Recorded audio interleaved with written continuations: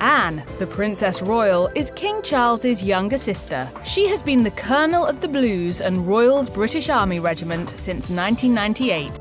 The royal family is in the news constantly, but two royals whose relationship isn't always talked about are Princess Anne and Kate Middleton. Do these royal family members get along? For years, people have wondered how the late Queen Elizabeth really felt about Catherine, Princess of Wales. As Queen Elizabeth was aware that Middleton will likely become Queen of England in the future. The public saw smiles and royal duties, but few knew what was said behind palace walls. Now, for the first time, Princess Anne is speaking out, revealing a private message the Queen left behind about Catherine. Her words stunned King Charles and opened a window into emotions the royal family kept hidden. So what heartfelt truths did the Queen share in her final days? And how might this change the future of the monarchy? Join us as we uncover the Queen's secret message, Catherine's integration into the royal family. To the outside world, Catherine Middleton's entry into the royal family looked like a real-life fairy tale, the beautiful commoner marrying her prince and stepping gracefully into a world of crowns, carriages, and centuries-old tradition. But behind the sparkling public appearances and carefully staged photographs, Catherine's journey was anything but simple. When Catherine officially joined the royal family in 2011, many wondered, could a woman from a middle-class background truly fit into one of the oldest and most scrutinized institutions on Earth? The monarchy was a place governed by rituals, protocols, and unspoken expectations. Every step Catherine took was watched. Every word is measured. One misstep could have changed everything.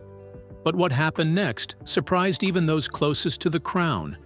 The first person to truly embrace Catherine wasn't a young royal or a palace aide, it was Queen Elizabeth II herself. She saw something rare in Catherine: patience, humility, and an almost old-world dedication to duty. Catherine wasn't chasing the spotlight. She was quietly learning, adapting, and earning respect the hard way, without demands, without drama. And then came a moment that changed everything. In 2012, just a year after the royal wedding, the Queen made a decision few understood at the time. She invited Catherine Middleton alone to accompany her on a public engagement in Leicester. No Prince William, no royal entourage, just the Queen and her new granddaughter-in-law, side by side. To the public, it seemed like just another event, but to royal insiders, it was a clear and powerful message. The Queen was beginning to trust Catherine with something priceless, the future of the monarchy. But it did not end. The next thing people began to notice was that at state dinners, diplomatic receptions, and somber ceremonies, Catherine Middleton was increasingly seen standing close to the Queen, a privilege reserved for the most trusted members of the family. It was a silent but powerful endorsement, and when media storms began to rage, when criticisms and comparisons to Meghan Markle made headlines around the world, Catherine stood firm. No interviews, no scandals, just loyalty and silence. Behind palace doors, it mattered. Now, what many do not know is that during the issue of Megxit, as Prince Harry and Meghan Markle stepped back from their royal roles, Prince Harry and his wife Meghan, they're essentially quitting the royal family. Catherine became the quiet constant, upholding the family's dignity during one of its most turbulent modern chapters. And the Queen noticed. She responded not with grand declarations, but with small, profound gestures, awarding Catherine Middleton the prestigious Royal Family Order, a symbol of personal favor and deep respect. But there's something even more astonishing that very few people know. Before her passing, the Queen entrusted Princess Anne, her only daughter and one of the monarchy's fiercest defenders, with a private message meant solely for Catherine, a message that would remain secret until the Queen was gone. And when it was finally revealed, it left King Charles speechless. So now people are asking, what could be in that message? What did the Queen see in Catherine that made her entrust her with the future of the crown in such a personal, powerful way? Now, the answer to that question takes us to the heart of Princess Anna's relationship with her mom. The message. Princess Anne has always been one of the hardest working and most traditional members of the royal family. Born in 1950 as the only daughter of Queen Elizabeth II, Anne grew up surrounded by duty and expectation. But instead of chasing headlines or attention, she built a reputation for quiet, relentless service. While others in the family sometimes stumbled under public pressure, Anne stayed steady, free of scandal, free of drama, never needing the spotlight to prove her worth. This loyalty and discretion earned her a level of trust few others ever reached, even within her own family. When Queen Elizabeth's health began to decline, Princess Anne became her mother's most constant companion. In fact, reports has it that she was the last person the Queen was with when she died. So, while doctors, advisors, and family members came and went, Anne was the one person the Queen wanted near. In those final days, between reviewing documents and finalizing private affairs, they shared conversations that were never recorded. Conversations that carried more than instructions. They carried the Queen's deepest wishes. One of those wishes wasn't about the crown or the government or even her own legacy. It was about Catherine Middleton. According to close sources, Queen Elizabeth once told Anne in a private moment, "One day, when I'm gone, Catherine will be the one to hold this family together." It wasn't a formal decree or a political statement. It was something much more personal, a recognition that Catherine's quiet strength and loyalty would become the glue holding the monarchy together in a rapidly changing world. After the Queen passed away, Anne knew she couldn't keep this message to herself. Buckingham Palace announced the death of Her Majesty Queen Elizabeth II. In a private meeting at Sandringham, just weeks after their mother's funeral, Princess Anne pulled King Charles aside. Away from the public, away from the ceremonies, she told him what their mother had said. It wasn't dramatic or complicated, just a simple, sincere truth. King Charles was stunned. He wasn't hurt or jealous. But hearing that final sentiment from his mother made him realize something important. Even as king, he would need Catherine's steady influence just as much as the Queen had believed the entire family would. Princess Anne didn't share this lightly. She's known for being cautious with her emotions, keeping private matters locked away from public view. But this time, she understood that if she stayed silent, a vital piece of their mother's heart would be lost. Through this quiet act, Princess Anne helped connect the past to the future, a passing of trust not by ceremony, but by belief. Catherine wasn't just seen as the wife of the future king. She was seen as the one person who could quietly carry the spirit of the monarchy forward. When Princess Anne revealed that the Queen had left a special message for Catherine, not for Charles, her eldest son, nor William, the heir, but for the woman who quietly stands behind her husband's spotlight, the royal family was momentarily frozen. But the most shocked was none other than King Charles III. He, who thought he knew his mother better than anyone, never anticipated that her final message would carry such profound and direct significance for his daughter-in-law. The message was not written on paper, not recorded, but conveyed through private, heartfelt words kept by Princess Anne, the Queen's only daughter.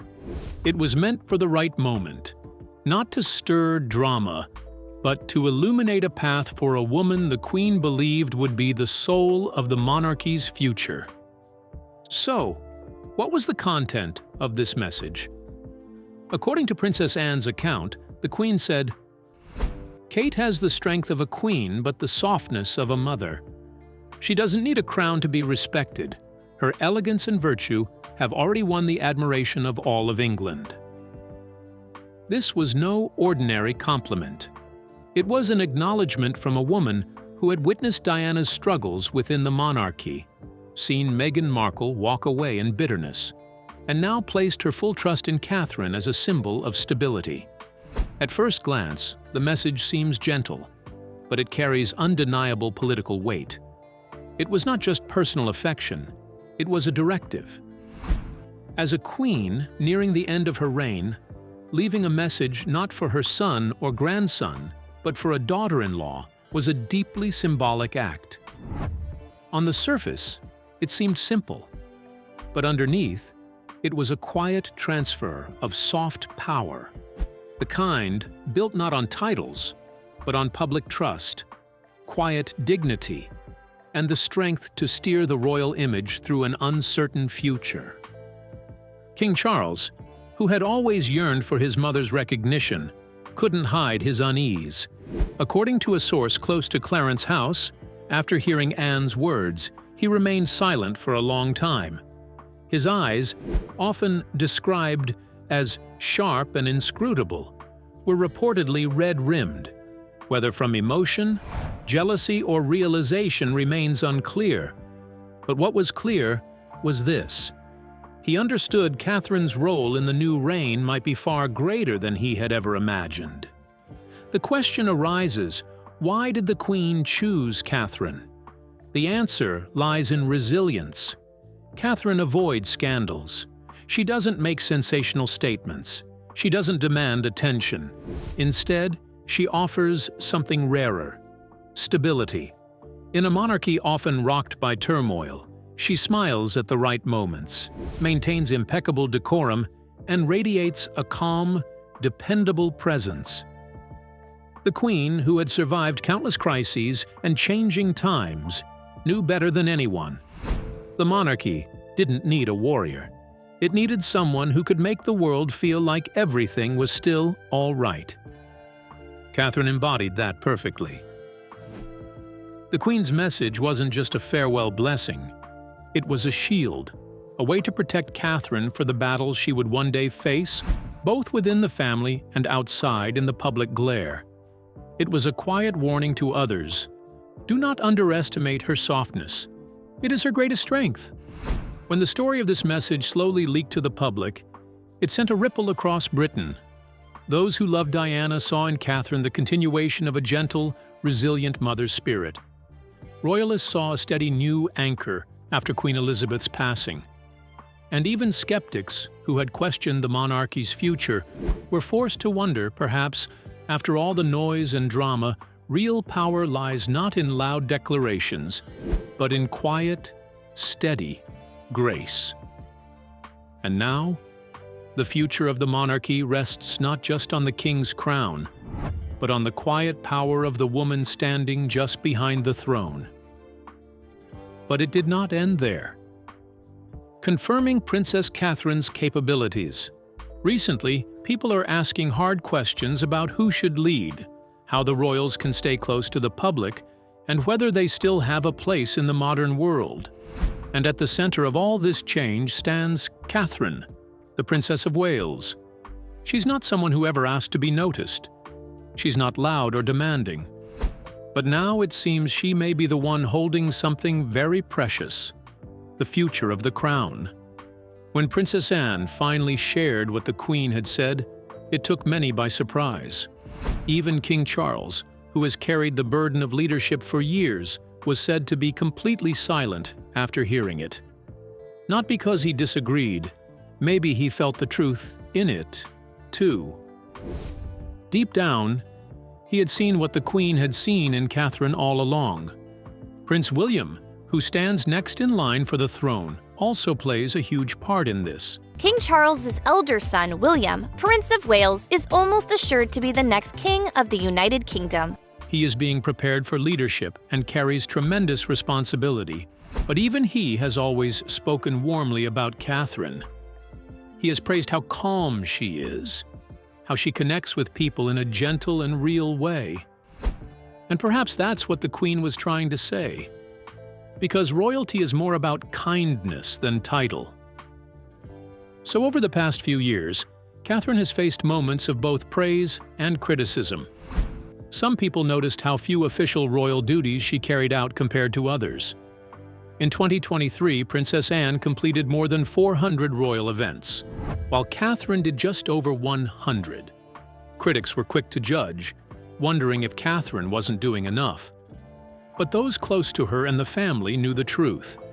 Catherine Middleton's schedule wasn't lighter because she was avoiding responsibilities. It was because she had chosen to give more time to her children to be present as a mother and to take care of her home life. She wasn't stepping back. She was laying a strong foundation for the future. She wasn't just preparing herself, she was quietly shaping the next generation of the royal family. Princess Anne made something else very clear. The Queen never believed that duty meant only being seen in public or giving speeches. Her idea of service was deeper than that. She believed in doing small things consistently, in staying humble, in showing up without needing constant applause. And in Catherine, the Queen saw all of that. That's why Anne felt now was the right time to speak. Because with the world moving so fast, and the royal family being tested in ways they never expected, her mother's words mattered more than ever. Not as an order, but as a soft reminder. A reminder that true leadership isn't always loud. It doesn't always wear a crown boldly. Sometimes, the ones who lead the best are the ones who speak gently, show up quietly, and keep going without needing the spotlight. The Queen was always known for choosing her words carefully. She didn't speak often, but when she did, the world listened. And even now, after she's gone, her words still seem to lead the royal family, like a soft echo that refuses to fade. But many people still wonder, why did the Queen pick Catherine? And why is Princess Anne standing behind that choice so firmly? To understand that fully, we need to look back to the characteristics and the quiet strengths Catherine carried even in her earliest years. Because it's in those early beginnings that the Queen may have seen something truly special. Something that proved Catherine was ready for so much more. So let's find out what happened to her in her early life. Catherine's childhood moment. Catherine Elizabeth Middleton was born on January 9, 1982, at the Royal Berkshire Hospital in Reading. She didn't grow up in castles or wear crowns, but her family lived comfortably and valued hard work. Her father, Mikey Middleton, was a flight dispatcher, and her mother, Carol, had once worked as a flight attendant. On her father's side, the family had deep roots in British society, even hosting royals in the early 1900s. On her mother's side, her ancestors were coal miners, giving Catherine a rare balance between tradition and humility. When Catherine was just 2 years old, her family moved to Amman, Jordan, where her father worked for British Airways. There, she attended an English-speaking nursery school, learning early how to adapt to new cultures.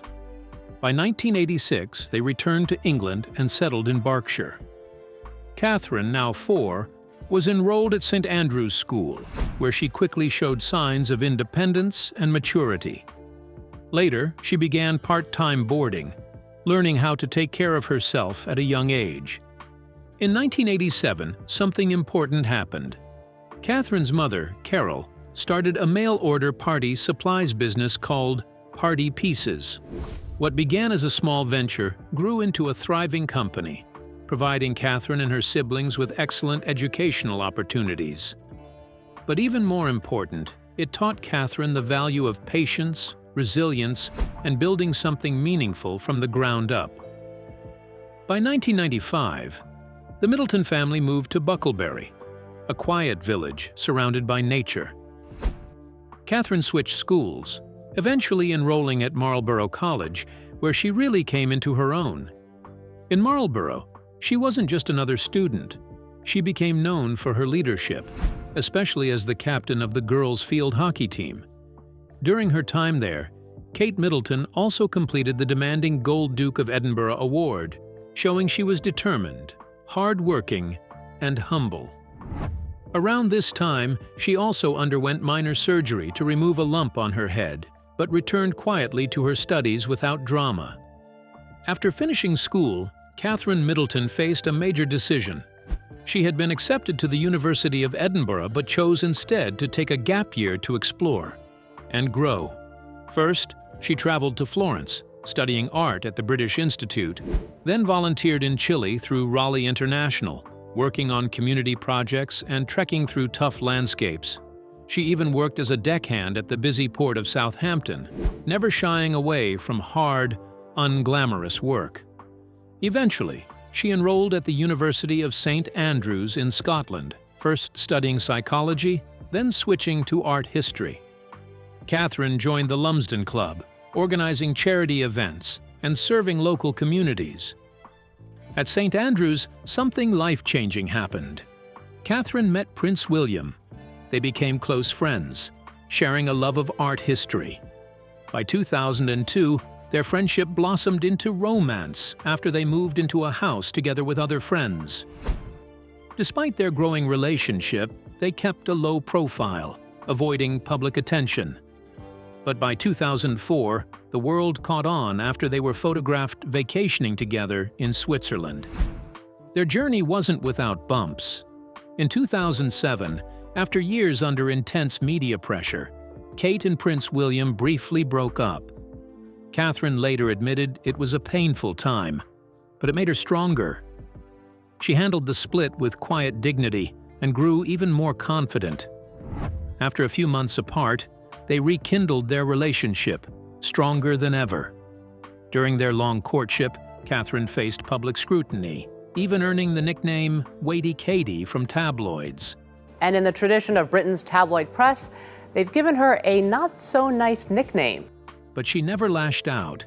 She stayed calm, gracious, and focused on her own path. Then, in November 2010, the couple announced their engagement, and Catherine began preparing for royal life, officially going back to using her full name. On April 29, 2011, Catherine married Prince William in a ceremony watched around the world. She became the Duchess of Cambridge, stepping into a life of duty and public service. But even with all the royal expectations, Catherine remained herself, grounded, kind, and full of quiet strength. In the years that followed, she and William became the image of a modern royal couple. Together they welcomed 3 children: Prince George in 2013, Princess Charlotte in 2015, and Prince Louis in 2018. Each arrival bringing joy not just to the royal family, but to the world. Through it all, Catherine balanced motherhood, royal duties, and charity work with grace. Catherine's story showed that becoming royal wasn't about wearing crowns. It was about heart, hard work, and staying true to who you are. Princess Catherine's charity movements. However, as Catherine's role in the royal family grew, Catherine began to shine not just as a figure of grace, but as a passionate force for good. She didn't simply appear at events for the sake of tradition. She genuinely immersed herself in causes that mattered deeply to her. Her charity work became a defining part of her identity, proving she had found the perfect balance between royal duty and personal compassion. One of her most touching acts happened quietly in 2018. Without seeking any attention, Catherine donated 7 inches of her hair to the Little Princess Trust. When her hairdresser Joey Wheeler cut off 7 inches from her usual length, Kate asked an aide to collect the locks and send them to a charity. A charity that creates wigs for children undergoing cancer treatment. Inspired by her hairdresser, Joey Wheeler, she made the decision privately. A reminder that the most heartfelt acts of kindness are often the ones done away from the spotlight. It was a simple but powerful gesture, echoing the quiet generosity she had shown for years. Now, many thought all of that was for the camera, but it wasn't, because long before Catherine married Prince William, Catherine was already deeply involved in charity work.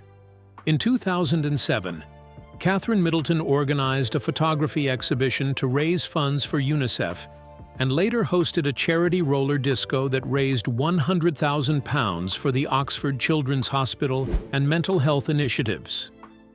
Her early visits to hospices and work with sick children left a lasting impression on her, shaping her future as a royal dedicated to causes involving children and mental health.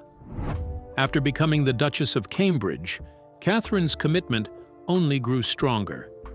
Just months after their wedding, she and William set up a charitable gift fund instead of accepting wedding presents, directing support to 26 organizations. And this is only a few of her numerous actions towards charity and helping people. This simply shows that in every role she took on, Catherine brought authenticity, empathy, and hands-on commitment. Her efforts proved that her place in the royal family wasn't just symbolic, it was transformative. And this was what the Queen saw in Catherine that made her trust Catherine with the royal family. What do you think about the Queen's message to Catherine? And what do you think about Princess Catherine's lifestyle? Do you think she's perfect for the role the Queen wants her to occupy? Let's hear from you in the comments. Remember to like, share, and subscribe for more. Also, click the following video shown on your screen. You will enjoy it.